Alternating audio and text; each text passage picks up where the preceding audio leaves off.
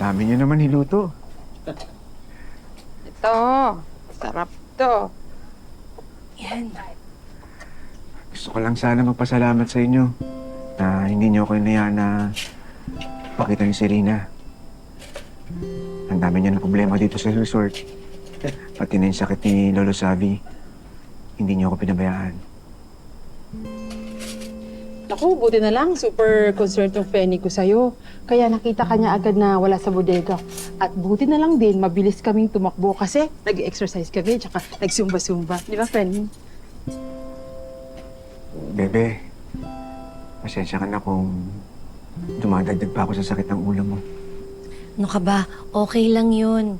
Eh, kahit naman ako yung may amnesia, hindi din naman ako talaga magtitiwala agad.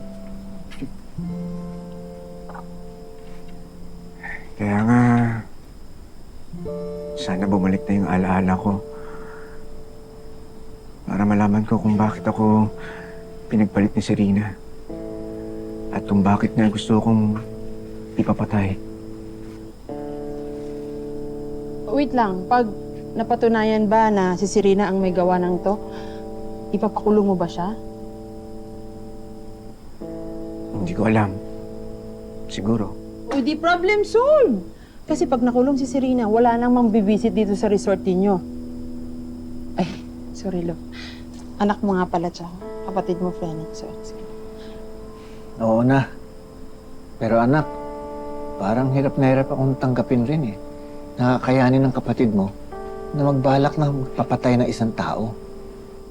Alam mo, Tay, sana nga talaga mali yung dinig ko. At sana talaga meron pa talagang oras si Serena magbago. Tay, alam mo siguro, mas mabuti pa sabihin ko na sa kanya yung tungkol sa cancer mo. Na may taning ka na. Huwag na, anak.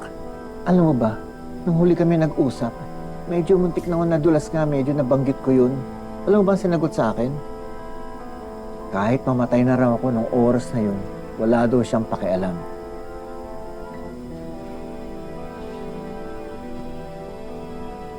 Sana lang talaga bumalik na yung alaala ko. Para magawan ko ng paraan na makapag-usap ulit kayo ni Serena.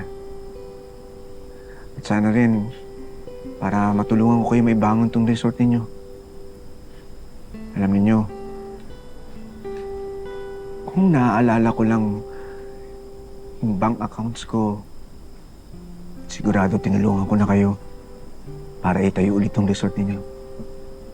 Pati na rin Lola Sabi sa pagpapagamot ninyo. Nako, maraming salamat, Ikoy, ha. Pero hindi naman kami humingi ng kapalit. Tama yung anak ko. Hindi kami humihingi ng kapalit. Ay, ako ho, hindi ako tatanggi. iPhone 17, 1 terabyte, fully paid. Charmaine, Eh, Lo, bilyonaryo nga. Siya, diba? puro kalokohan ka lang. Hindi, totoo yung akin, as in. Mimi ka na. Ikoy? Tinawag mo kung Ikoy kanina, bebe. Oo, Ikoy. Galing sa Enrico yon. Yun na kasi muna yung ipinalayaw namin sa'yo. Mas safe ka kasi kung hindi ka namin tatawagin sa tunay mong pangalan. Tama. Ikoy.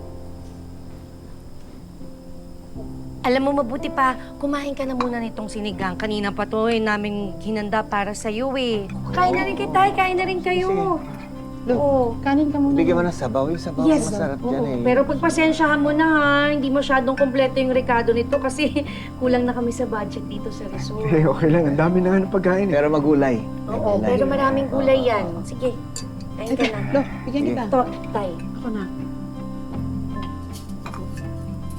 Maraming laman, Lo, ha? Ito sa bawat. Dagdagan mo sa basot. Ah!